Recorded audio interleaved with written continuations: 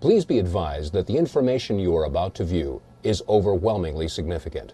We offer no conclusions, but simply present the evidence and let you, the viewing audience, draw your own conclusions.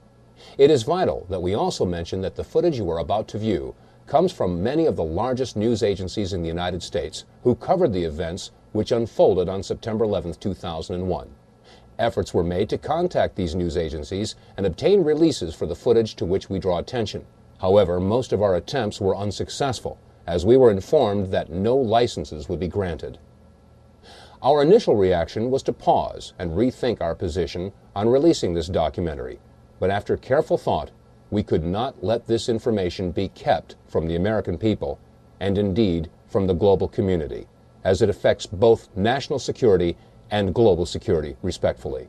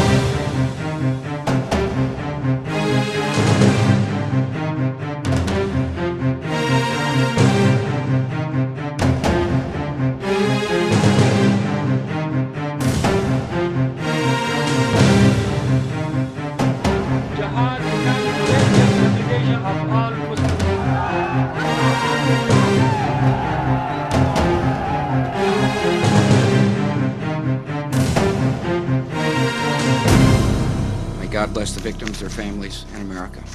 Thank you very much.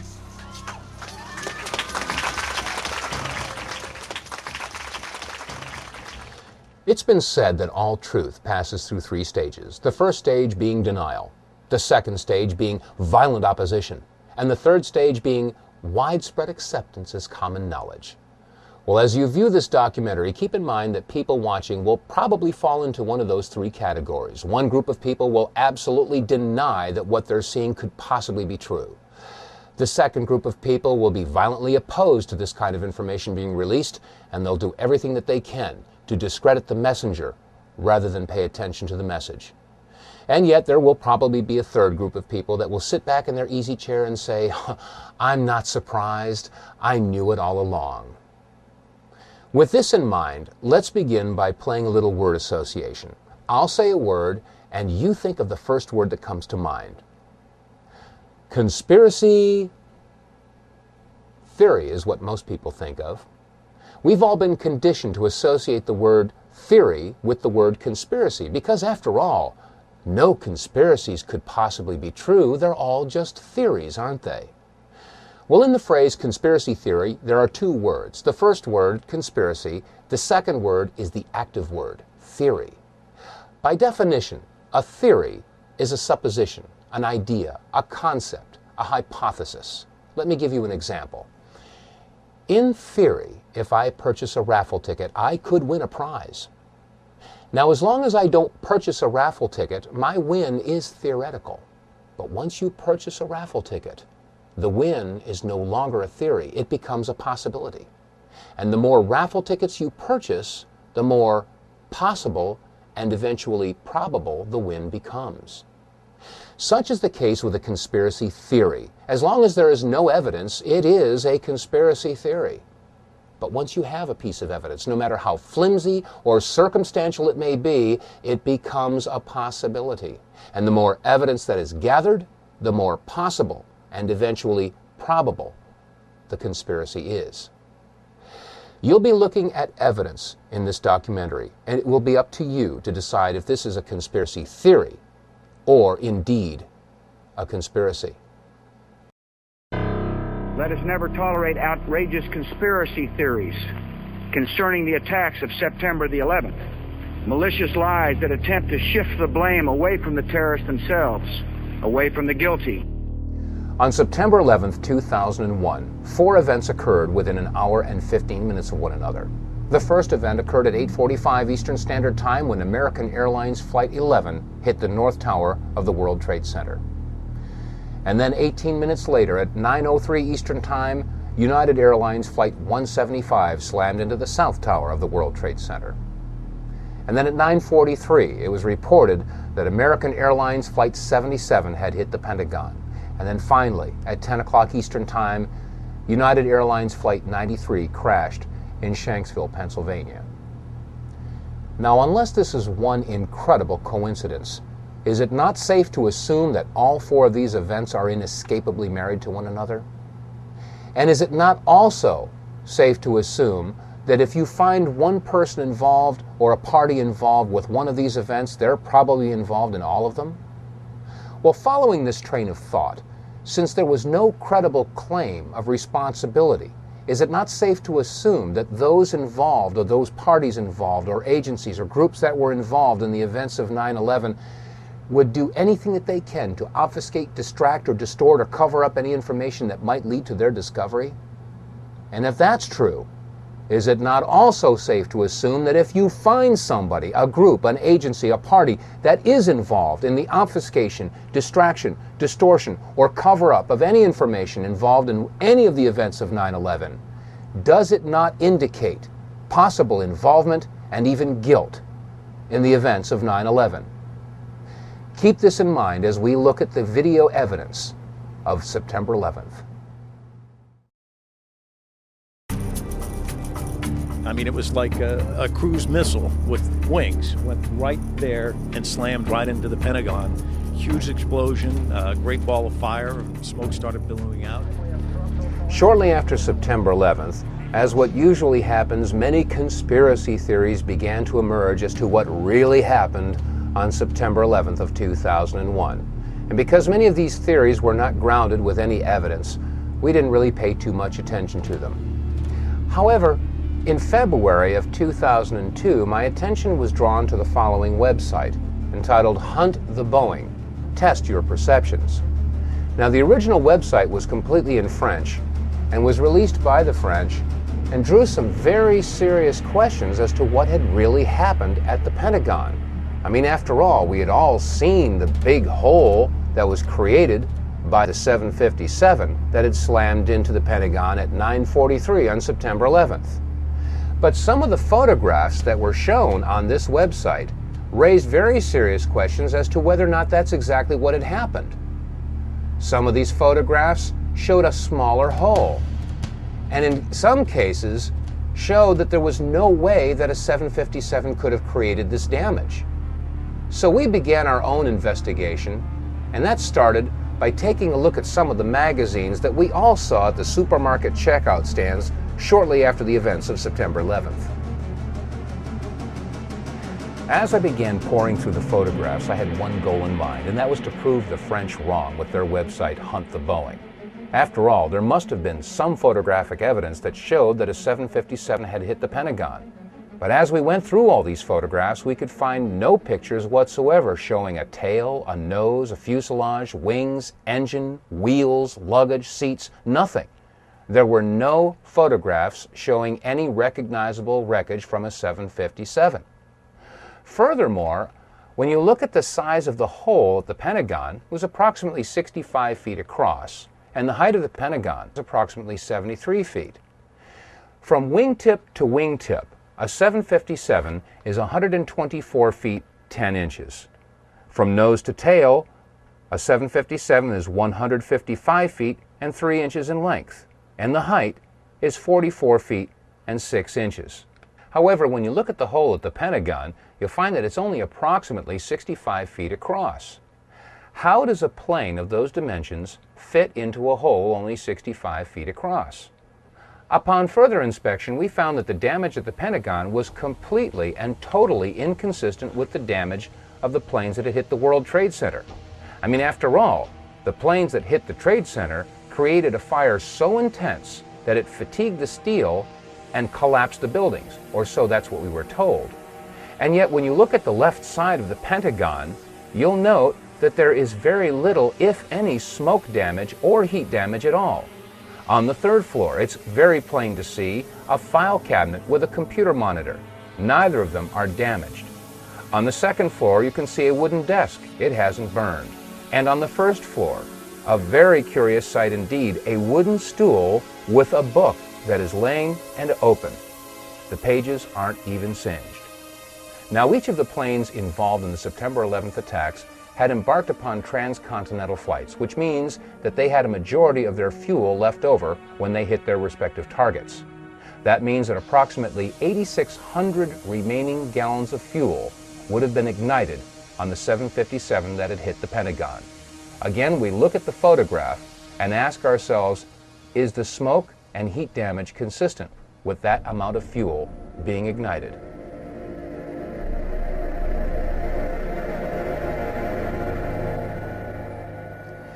Ms. Therese Sagnier, a certified environmental specialist and a member of the Environmental Assessors Association, sent us the following letter after a brief conversation we had on the telephone.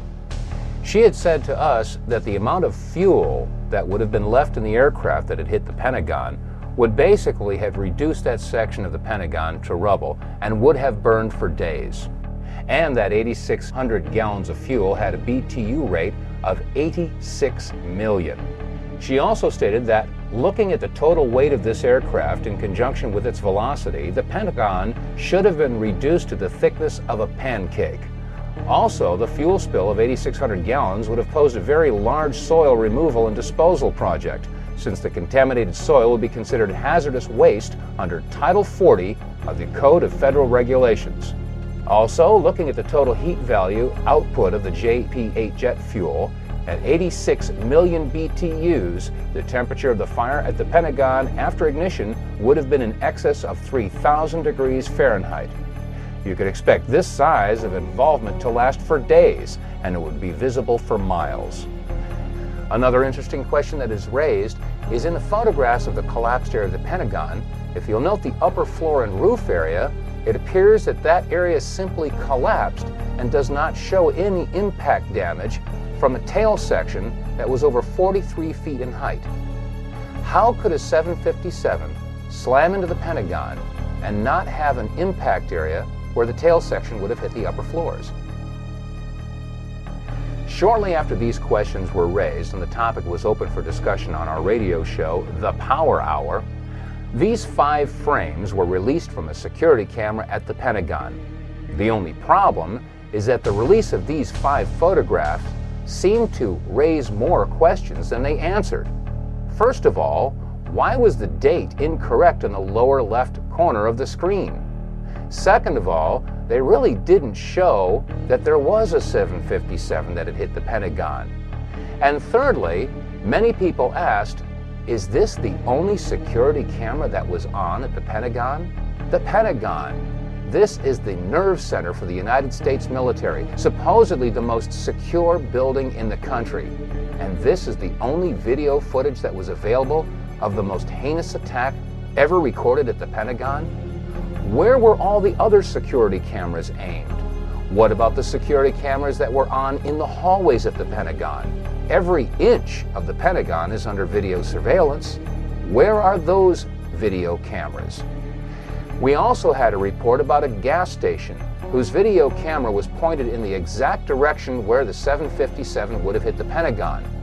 Shortly after the event, it was reported that federal officials showed up at that gas station and confiscated that footage.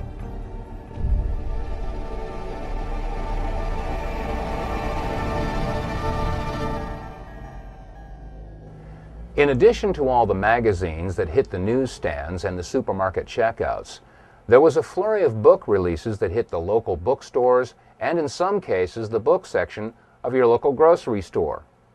One book is America Attacked, which was released by University Press of California, and it was edited by Sarah Jess, Gabriel Beck, and R. Joseph.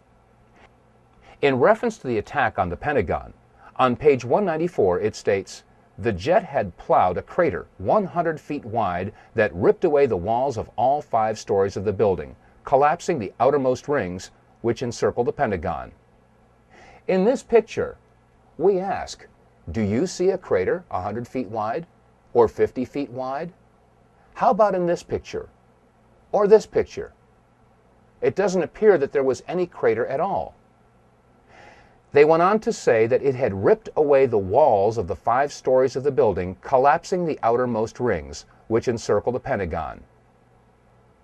Now, there should be no question that the outer rings of the Pentagon have indeed collapsed. We've seen pictures from one angle, from another angle, and America has seen these pictures. We all assumed that that was the damage that was caused by the 757 hitting the Pentagon. But shortly after the release of the article From Deception to Revelation, we were sent some photographs that were taken apparently right after the event and before the outer walls had collapsed. When examining these photographs, we can clearly see that the area in question had not yet collapsed. In fact, there is very little evidence of a hole big enough to accommodate a 757. The hole that we do see is approximately 14 to 16 feet across. Question: how does a 757 fit into a 16-foot hole and leave no damage or wreckage on the outside of the Pentagon? These are questions that deserve serious scrutiny.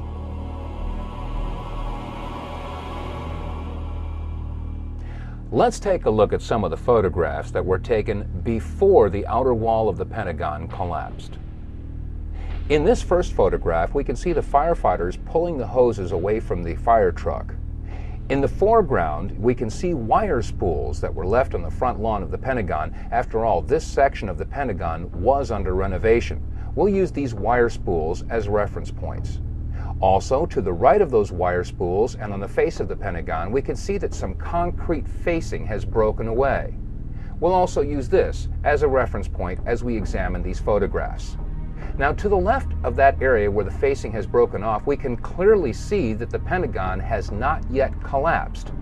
There are some flaming areas, and that area appears to be the only section where there is a hole approximately 14 to 16 feet.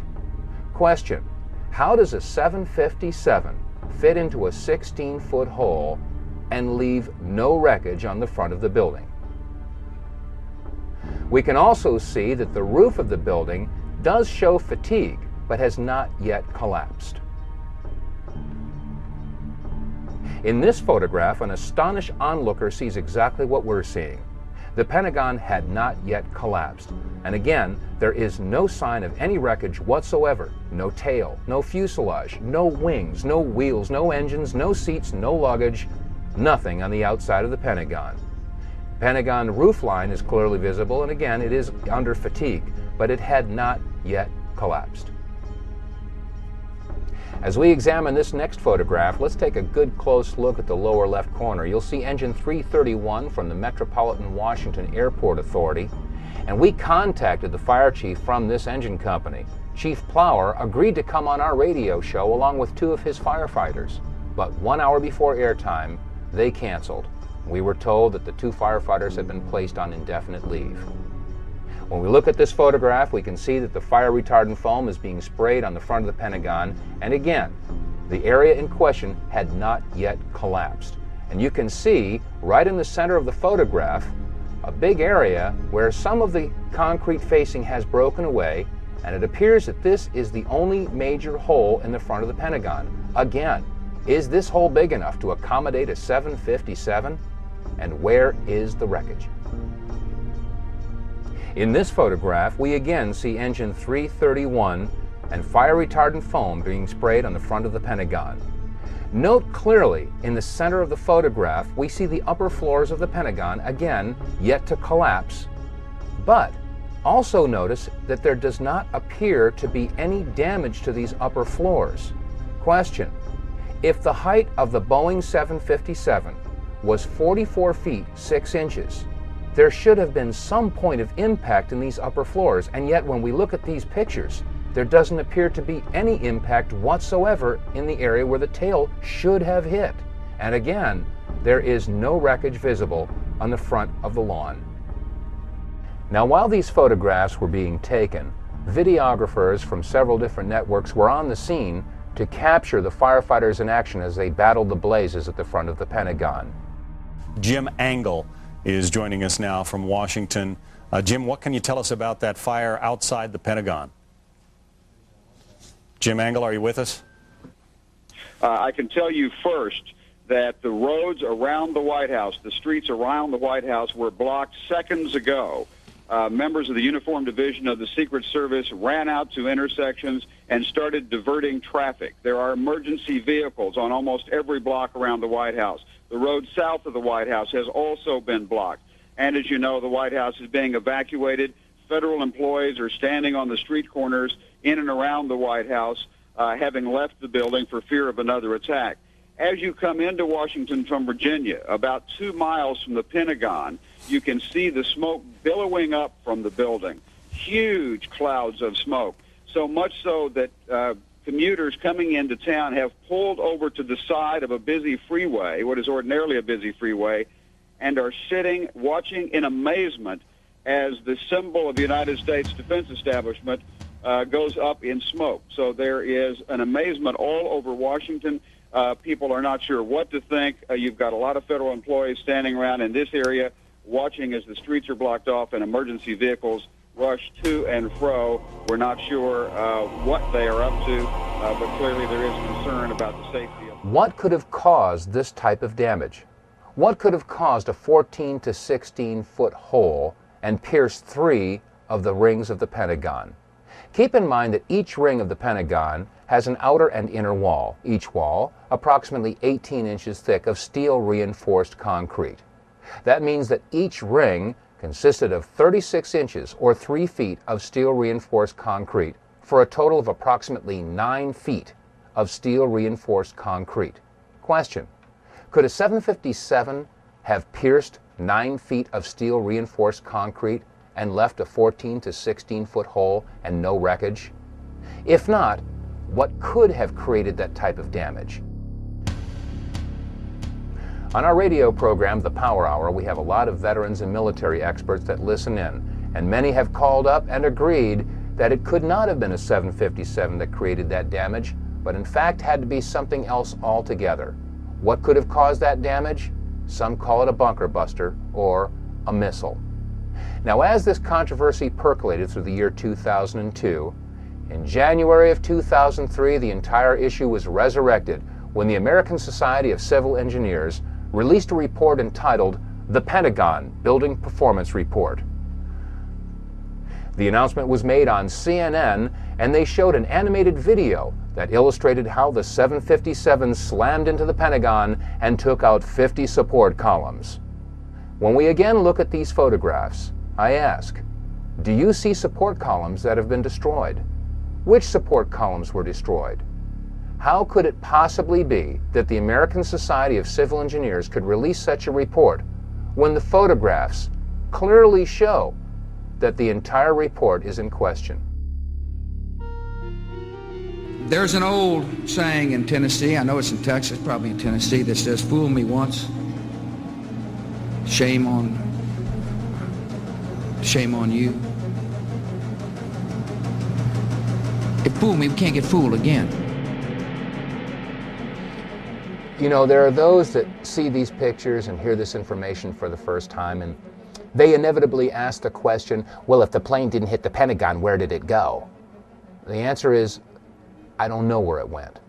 For all I know, it could be sitting in 200 feet of water in the Atlantic Ocean. But then again, I didn't say that Flight 77 hit the Pentagon. That was NBC and CBS and ABC and CNN and Fox and all the other news agencies.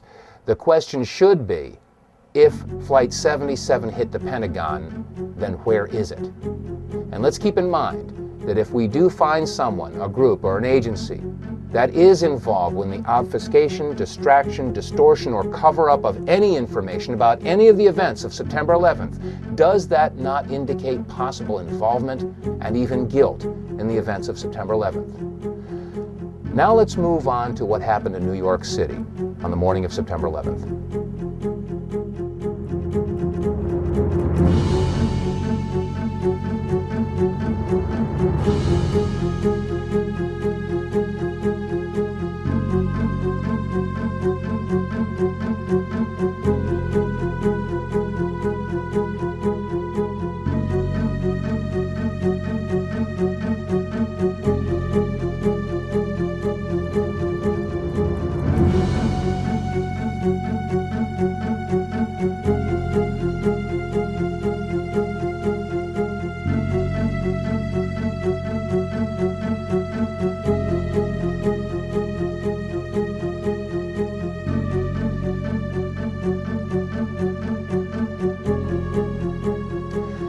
These are just a few of the images that are indelibly etched in the minds of every man and woman on the face of this planet that happened to be near a television set on the morning of September 11th of 2001.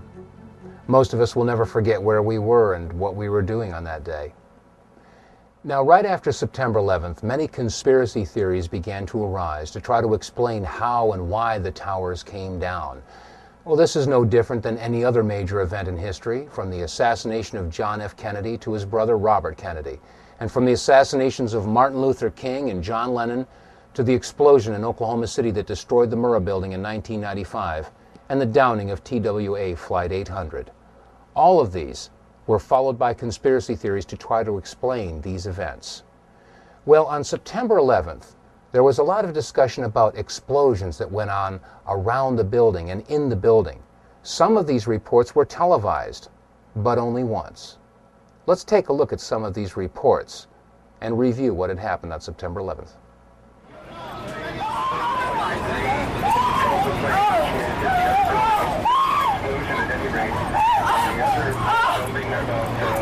That was not American Airlines.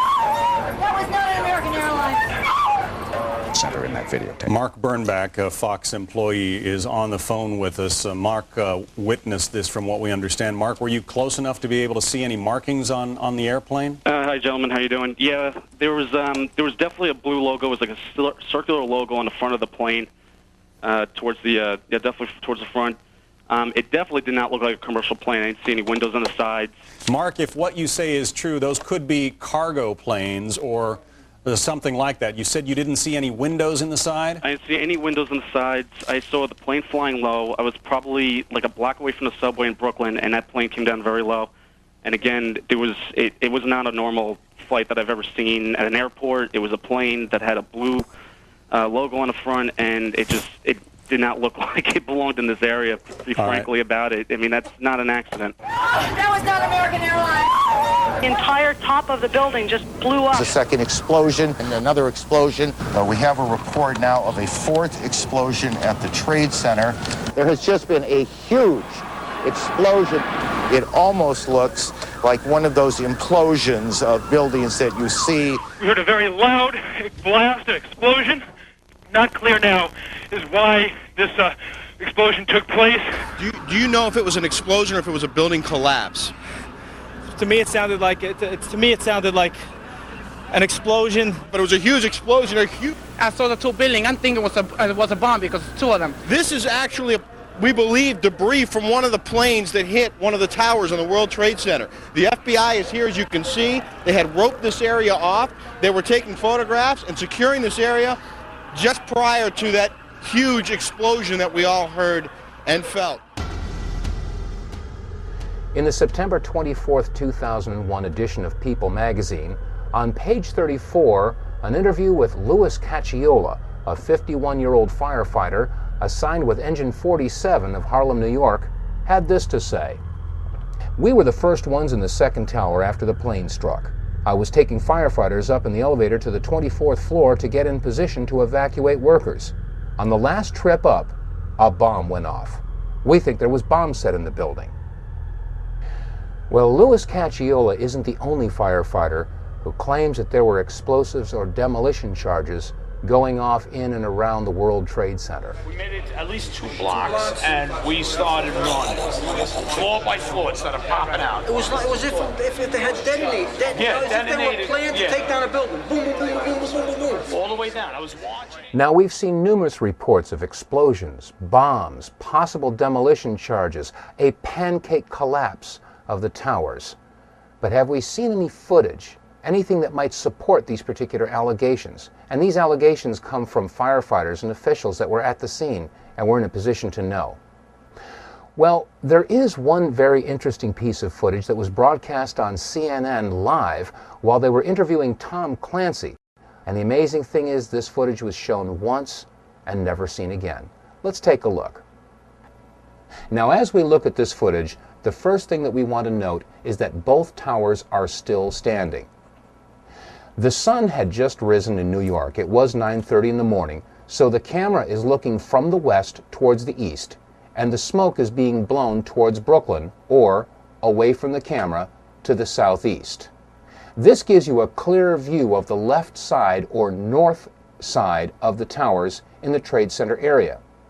If you follow the left tower all the way down to the street level, you'll notice that you can see all the way down to the buildings below. Now the question is, if both towers are still standing and the smoke is being blown away from the towers, what is this huge plume of smoke approximately 50 to 60 stories high rising from the Trade Center area?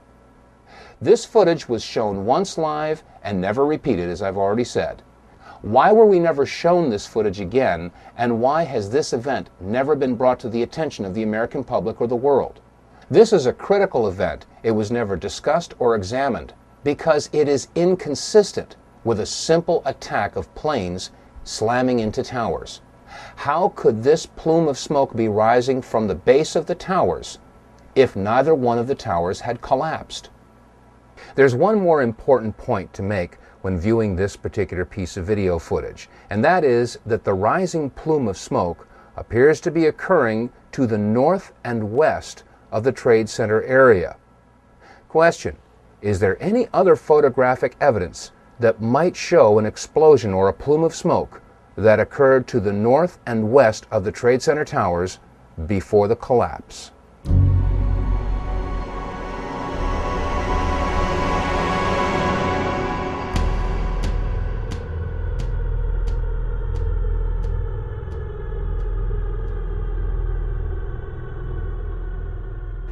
We've heard eyewitness accounts and testimony from fire officials that indicate that there were bombs, explosives, possibly detonating charges that were utilized in the collapse of the World Trade Center buildings. Is there any reason to believe that detonating charges were utilized in the collapse of the North Tower, the South Tower, or Building 7? One firefighter did say, boom, boom, boom, boom, boom, that's how it went down. And many of the television reporters reported that as the buildings collapsed, both the North Tower and the South Tower and Building 7, they all appeared to come down just like a controlled demolition. Let's listen to a clip from Larry Silverstein. He was the lease owner of the World Trade Center as he gave an interview on PBS. I remember getting a call from the fire department commander telling me that they were not sure they were going to be able to contain the fire. And I said, we've had such terrible loss of life. Maybe the smartest thing to do is pull it. And they made that decision to pull, and then we watched the building collapse. About an hour ago, World Trade Center building number 7 collapsed, a 42-story building, weakened by the devastation that had occurred earlier today. We've all seen controlled demolitions on television. Office buildings, sports stadiums, all brought down by controlled charges. And these charges and controlled demolitions take weeks of planning. They have to bring in experts and do a structural analysis of the buildings, study which beams, which girders have to have charges placed on them. And then a team of explosive experts has to come and set the charges, wire them all together in sequence. And then, finally, after everything is clear, they let the building go, or pull it. Are we to believe that 8 hours after a surprise attack in New York City, they were able to pull Building 7? How is this possible had it not been planned in advance? And if they did have planned detonation charges in place in building number 7, is it possible that there were charges in building 6, or 5, or 4, or the North Tower, or the South Tower? We made it at least 2 blocks, and we started running. Floor by floor, it started popping out. It was if they had detonated. Yeah, if they were planned to take down a building. Boom, boom, boom, boom, boom, boom, boom. All the way down. I was watching it and running. Just ran. Ladies and gentlemen, so far we've seen that we were deceived, if not flat out lied to, about many of the events of September 11th. From the controversy about whether or not Flight 77 actually hit the Pentagon, to whether or not there were bombs or explosives or detonating charges utilized in any of the buildings that collapsed in the World Trade Center. And also Larry Silverstein making the admission that when it came to Building 7, they made the decision to pull it. And now we come to the main events of September 11th, North and South Towers being hit by airliners that were supposedly hijacked by terrorists. Let's take a look at some of the clips that we've all seen over and over again.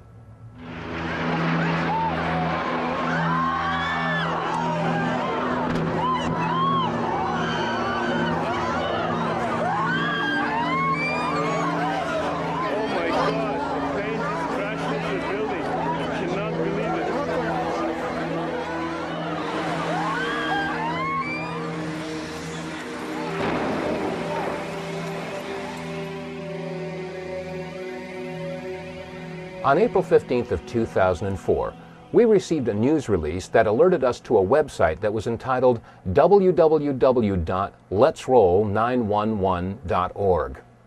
Phil Jahan, the webmaster for this website, had taken the video clips that you've just seen and slowed them down and examined them frame by frame, and what he found was astounding. There are several different anomalies that need to be examined and questioned. First of all, what is attached to the bottom of the plane that hit the South Tower? And second of all, what is that brief flash that occurs just as the plane makes impact? Now, when we first looked at this video footage, I said to myself, well, this video footage could very well be manipulated. So I wanted to check it out myself. Well, we went and found the DVD that we had purchased shortly after September 11th entitled America Remembers. This was directly from CNN.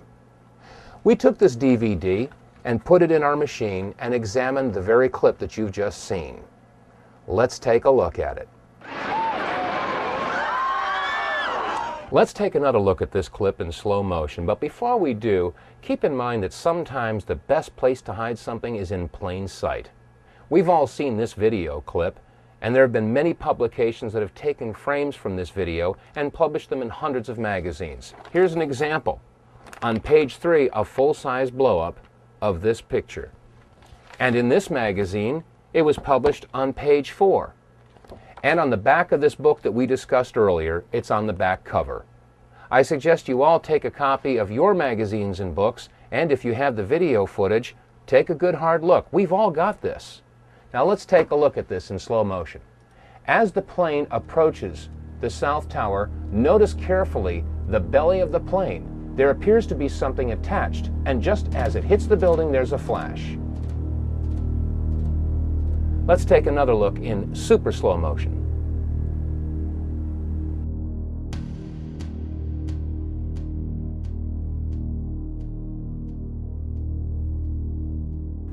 Now let's take another good hard look at this video footage. As the plane approaches, it is irrefutable that there is something attached to the bottom of this plane and a distinct flash as it makes contact. Now there are some that would say that this is a trick of light, a reflection. Well, let's keep in mind that if you hold a mirror in your hand and reflect the sun's rays, that reflection only goes where you aim that reflection. So a reflection should only be seen from one particular angle. Let's take a look at this event from another angle. And now let's take a look at it again from a third angle. And now let's take a look at it one more time from a fourth angle.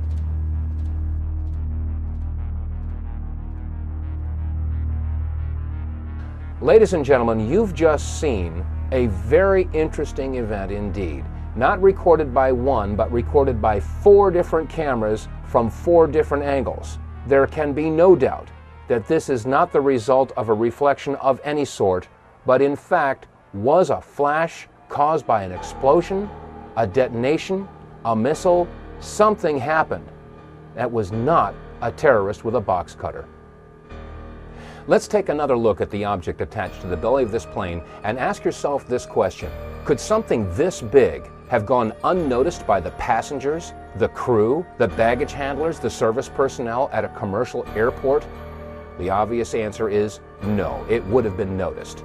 Which raises the question, where did this plane take off from? And was it in fact a commercial airliner at all? That was not American Airlines. That was not an American Airlines.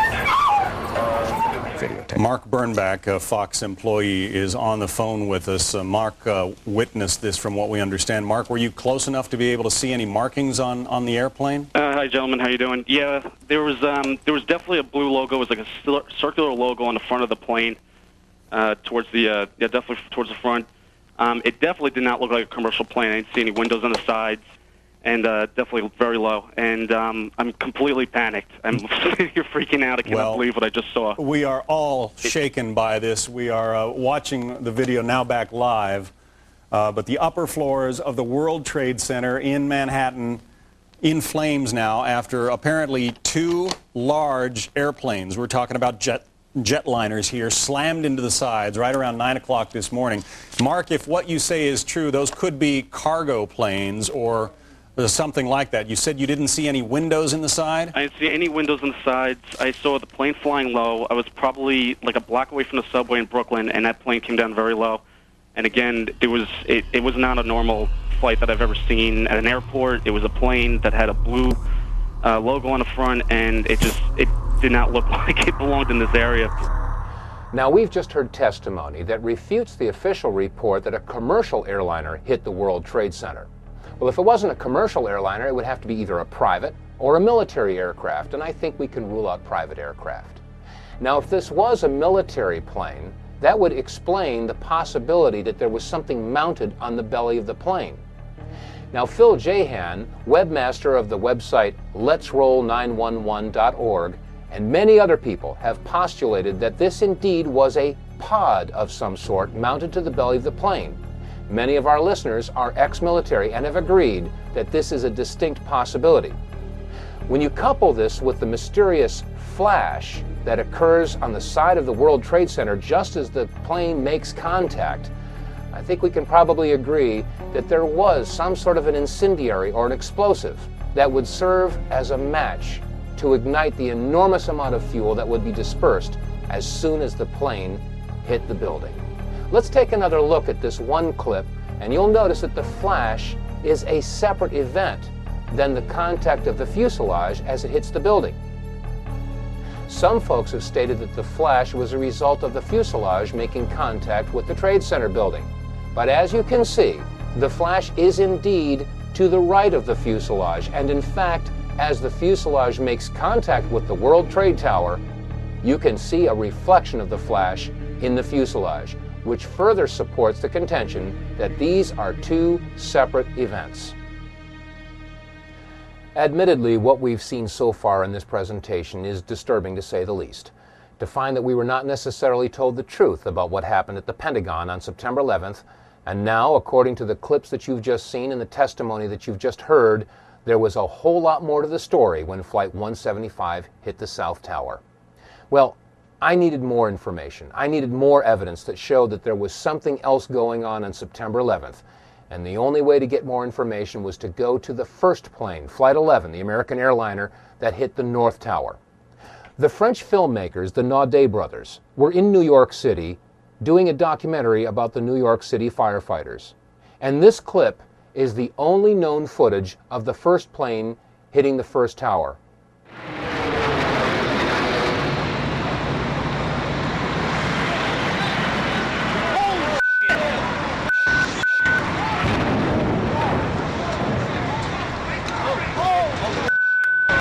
Let's take another look at this video clip, this time in slow motion. You'll notice that as the plane approaches the tower, first of all, we're too far away to get a clear shot in any detail of the plane. So therefore, it's hard to make out whether or not there was anything attached to the bottom of this plane, as was the case with Flight 175. However, there is another similarity. Just as the plane makes impact, there is a flash. Let's look at it again, and keep in mind that as we watch this plane make impact, this flash occurs just before the plane crashes into the North Tower. This time, as we watch this clip, note the shadow rising from the lower right of the Trade Center tower, and keep in mind that the shadow won't reach the impact point before the plane and vice versa. This is very important because the flash occurs before the shadow and the plane meet. This time, let's look at this clip in reverse. You'll notice that as the plane slowly backs out of the North Tower, it is clear of the tower, and then the flash occurs, indicating that the flash occurred before the plane made impact on the North Tower. One more time, this video clip showing the flash as the plane hit the North Tower.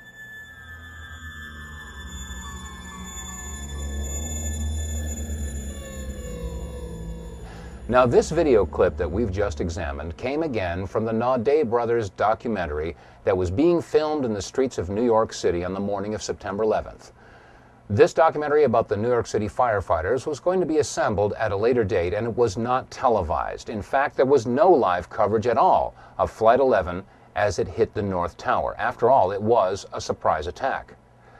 So if there was no live television coverage of the first plane hitting the first tower, how do we explain the following comment from George Walker Bush? What was the first thing that went through your head when you heard that a plane crashed into the first? Well, I was sitting in a schoolhouse in Florida. I'd gone down to tell my little brother what to do, and you can go ahead and sit down. Just kidding, Jeb. And it's the mother in me. Anyway, I was sitting there, and my chief of staff, well, first of all, when we walked in the classroom, I had seen this plane fly into the first building. There was a TV set on, and you know, I thought it was pilot error.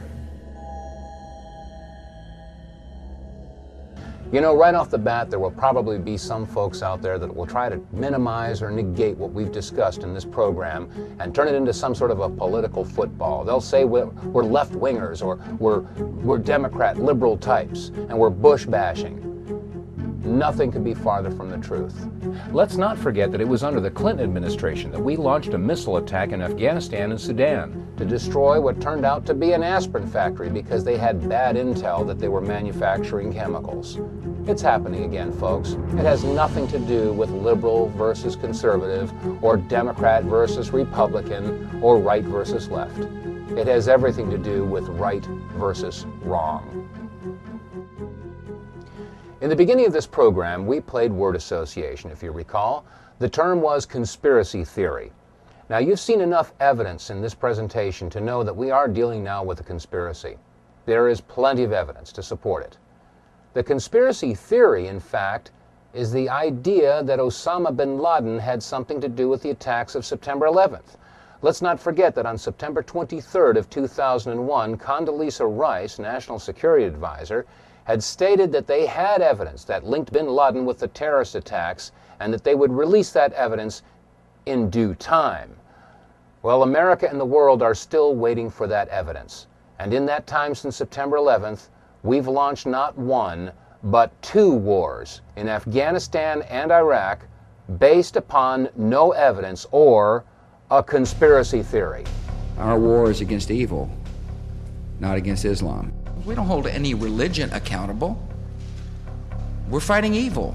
What we've seen on this video should give us all cause to stop and rethink everything that we've been told about September 11th. The media and our government have relentlessly pounded into Americans' minds that it was terrorists wielding box cutters that were responsible for the attacks in America on September 11th. And now, after seeing this video footage, we realize that it couldn't possibly have been a terrorist and a box cutter that would have created the flashes on both the North and South Tower. Nor could it have been a terrorist with a box cutter that had that attachment to the bottom of Flight 175. There is one truth that's come out of this, though, and that is that there is a war on freedom. But the war on freedom isn't being waged by those that they say it is. After all, how many of your freedoms have been legislated away by Osama bin Laden or the Taliban or Al-Qaeda or Saddam Hussein? The answer is none. Your freedoms have been legislated away by the very people who take oaths to defend your freedoms. Republicans and Democrats alike. Your Congress, your Senate, your President. There is a war on freedom. And now, thanks to the Homeland Security Bill, the Patriot Act, the Terrorist Bill, the Model States Emergency Health Powers Act, we have thumb scanners and retina scans and face recognition, metal detectors. At the airports, we have body scans and body cavity searches. Yes, there is a war on freedom. And let's not forget what George Bush had said in regard to conspiracy theories. Let us never tolerate outrageous conspiracy theories concerning the attacks of September the 11th. Malicious lies that attempt to shift the blame away from the terrorists themselves, away from the guilty. Every nation in every region now has a decision to make. Either you are with us or you are with the terrorists. Much calmer situation and a much better evacuation. And these people. My son was murdered! Let's ask some real questions. Is that unfair? And what about the bunker? You didn't ask him about the bunker, the Office of Emergency Management bunker on fire? We are getting ready for the next round. Remember this. Your government funded and trained Al-Qaeda. Repeat it again. Your government funded and trained Al-Qaeda. And now I ask all of America and the people of the world, where's your line in the sand?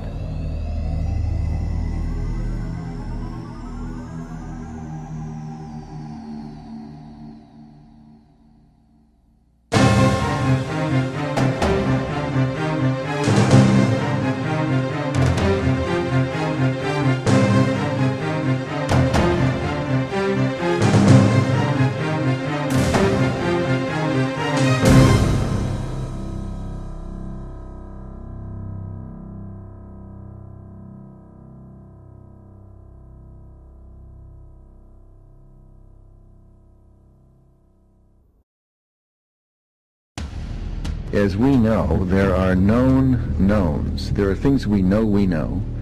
We also know there are known unknowns. That is to say, we know there are some things we do not know.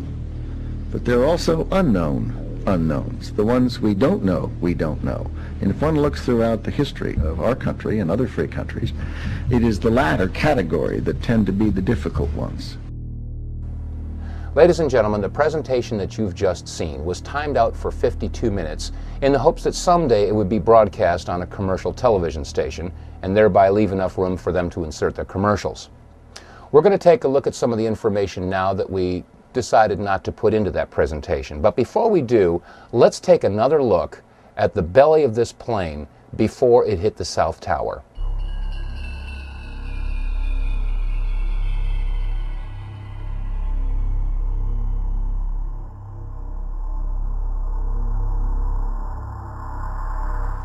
After examining the bottom of the plane, we came to the determination that it was highly unlikely that the plane could have taken off from a commercial airport at all. Therefore, it had to have either been a private or a military aircraft, and we ruled out private. So now, considering that it might be a military aircraft, let's take another look at the clips that we showed you and the testimony that was given by not one but two eyewitnesses to the plane hitting the tower.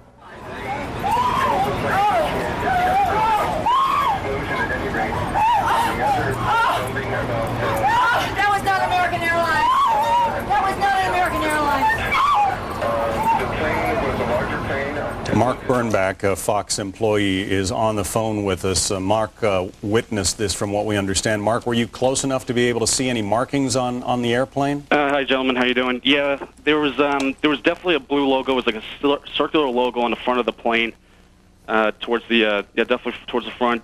It definitely did not look like a commercial plane. I didn't see any windows on the sides, and as far as I knew when I saw it coming down, I was like, well, LaGuardia is pretty far away, and that plane is really slow. and definitely very low. And I'm completely panicked. I'm you're freaking out. I cannot believe what I just saw. We are all shaken by this. We are watching the video now back live. But the upper floors of the World Trade Center in Manhattan in flames now after apparently 2 large airplanes, we're talking about jetliners here, slammed into the sides right around 9 o'clock this morning. Mark, if what you say is true, those could be cargo planes or something like that. You said you didn't see any windows in the side? I didn't see any windows in the sides. I saw the plane flying low. I was probably like a block away from the subway in Brooklyn, and that plane came down very low. And again, it was not a normal flight that I've ever seen at an airport. It was a plane that had a blue logo on the front, and it did not look like it belonged in this area, to be frankly about it. I mean, that's not an accident, in my personal opinion. Again, we heard the woman screaming not once but twice that this was not an American Airlines. This was not an American Airlines. And we also heard the Fox employee giving his testimony not once but twice that the plane that he saw had no windows. So now we have to ask the question, is there something in the arsenal of the United States military that is a 767 type aircraft that would have no windows?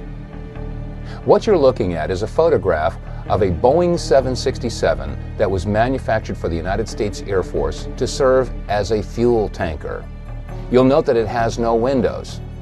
But now we have to take another hard look at some of the clips we showed you earlier and ask the question, is there anything else in these photographs that might indicate that it could be an Air Force 767 fuel tanker?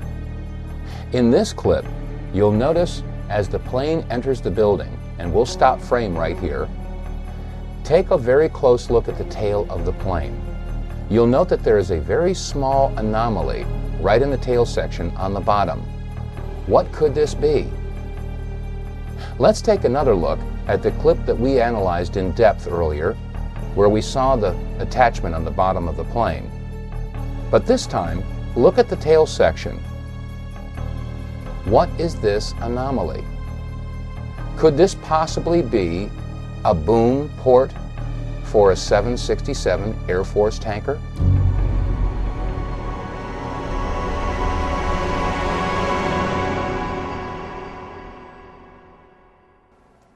Now let there be no mistake that we are not presenting this information as definitive proof that some sort of a government-controlled 767 tanker slammed into the towers. But the information does require that we at least ask the question. And speaking of that, how would a governmental agency get a pilot to pilot one of these air tankers into one of the towers? Maybe they didn't even need a pilot. This is an AFRTS News Minute. The latest in the U.S. military's arsenal of tactical unmanned aerial vehicles was on display at the Pentagon this week. The Shadow 200 TUAV is essentially an oversized remote-controlled airplane. And now we come to the $10,000 question. How is it possible that in the sleepy town of Versailles, Missouri, in a little production studio, we can do an in-depth analysis and a slow-motion expose of video footage that's been at the fingertips of every major news network all this time?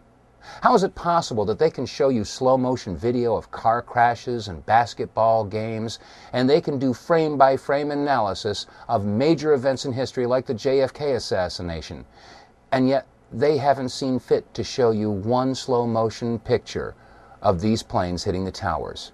Why is it that shortly after September 11th, it was decided that it would be too painful for America to see these videos anymore, and so they decided to stop showing them? Maybe now we know why they stopped showing these videos. And maybe we should have nothing but contempt for the mainstream networks for withholding this information. After all, if you become aware of a lie and you do nothing to expose the lie, you then become part of the lie.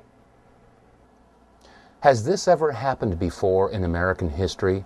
Have the mainstream media networks ever suppressed information in regard to terrorist attacks in this country? Get it in. Appears to be the Oklahoma County Bomb Squad. It's their bomb disposal unit, essentially, is what it is, and it is what they would use to, if the report that we gave you just a few moments ago turns out to be correct, that they have found a second explosive device of some kind inside this building.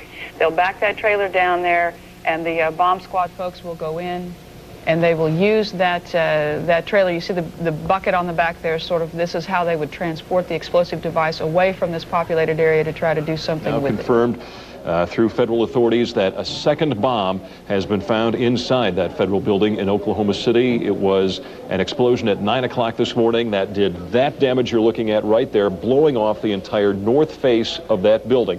Again, you're looking at the north face there. A second bomb was found on the east side of that building. A bomb squad is on the scene. That second bomb has not exploded. We don't know quite the status yet, if they've managed to defuse it, but it has been confirmed that a second bomb was found on the east side of that building. I just took a look down the street at the Morrow building again. I see another bomb truck going, so apparently they're going to try to get out that third bomb that's been talked about. Still a lot of activity around the Morrow building. Security concerns that another one still might go off. That's what everybody's worried about. At the present time, the medical teams downtown are unable to get into the wreckage to retrieve more of the injured because of the presence of other bombs in the area. I've been told by the police department that just as soon as those bombs are defused, they will permit the medical teams to enter. Just for a second, we want to update our audience that the Justice Department is reporting that a second explosive device has been found in the AP Murrah building in downtown Oklahoma City.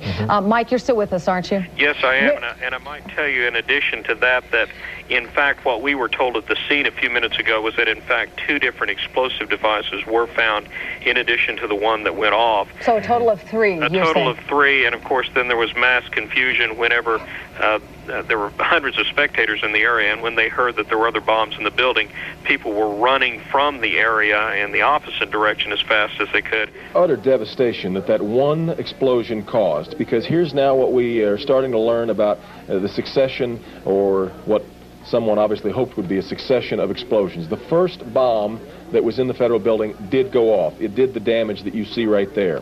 The second explosive was found and diffused. The third explosive that was found, and they are working on right now as we speak, I understand, both the second and third explosives, if you can imagine this, were larger than the first. So try to imagine 2- or 3-fold happening what we've already seen there. It is just incredible to think that there was that much heavy artillery that was somehow moved into the downtown Oklahoma City. President Clinton just called Frank Keating, Governor Frank Keating, and he says that 3 FBI anti-terrorist teams are en route to Oklahoma City. Right now, they are saying that this is the work of a sophisticated group. This is a very sophisticated device, and it has to have been done by an explosives expert. Obviously, we talk about the second bomb that was found. Devin told us earlier, we got information that the second and third bomb were bigger than the one that was detonated. 1,200 pounds of explosives in that first one that went off. The second and third devices that were found were actually larger than that. So you can undetonated bombs that were found that were bigger than the device that exploded. And if this other one that they're looking at now turns out to be something, it appears that it was meant for this building to come down, to be leveled, because of the amount of power that could have gone off. Only one explosion, it was obviously tragic enough, but there were more bombs set to go off, according to ATF officials. The question is, why that building? And was it Waco? Is it Nation of Islam? We should find out an awful lot when the bombs are taken apart. I think it was a great stroke of luck. As you're mentioning, it's hard to talk about luck on a day like today in Oklahoma City, but it was a great stroke of luck that we actually have got diffused bombs. It's through the bomb material that we will be able to track down who committed this atrocity.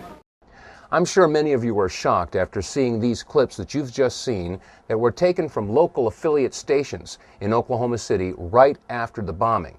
Many of us never heard about the discovery of a second bomb and a third bomb and the retrieval of a bomb and the statement that we actually have got diffused bombs. This information was suppressed. It was kept from the American people. Why? How many pieces of evidence do we need to prove that there is a conspiracy? In regard to September 11th, we discussed Flight 77. Did it hit the Pentagon? How could it have hit the Pentagon and left a 16-foot hole and no wreckage?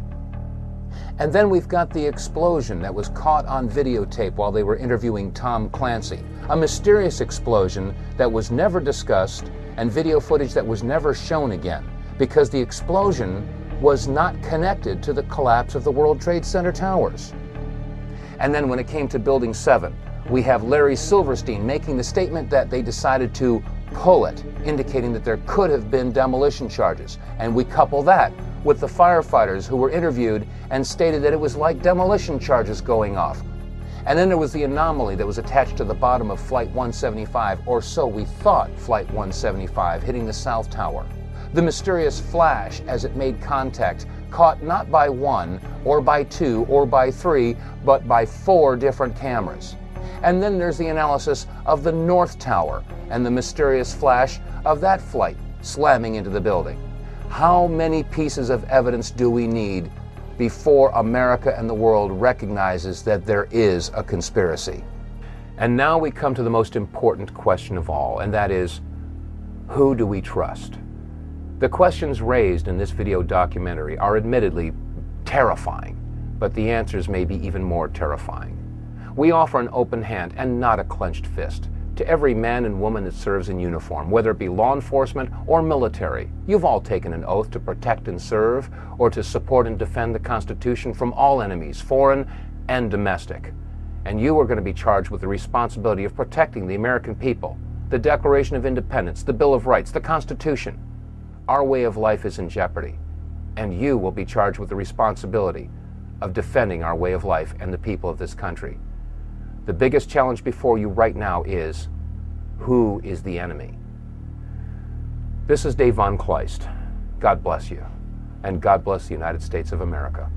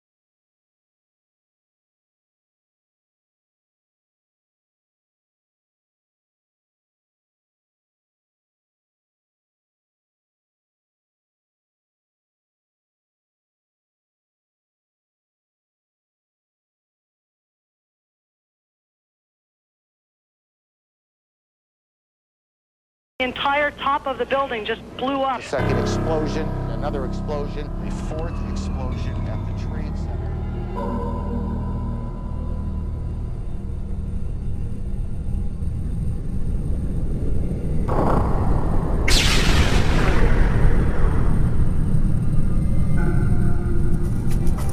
I mean, it was like a cruise missile with wings. Went right there and slammed right into the Pentagon.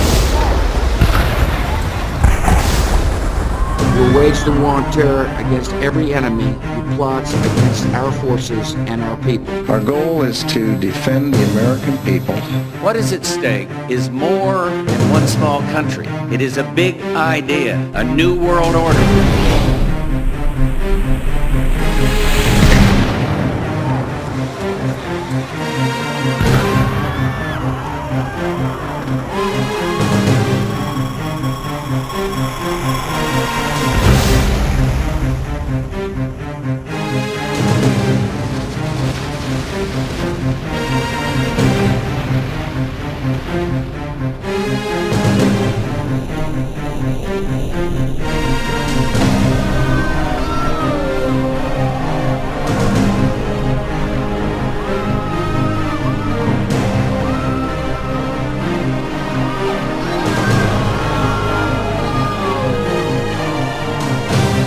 Did not look like a commercial plane. I didn't see any windows on the side. Those could be cargo planes, but the upper floors of the World Trade Center in Manhattan in flames now. Either you are with us or you are with the terrorists. Jihad becomes religious obligation of all Muslims.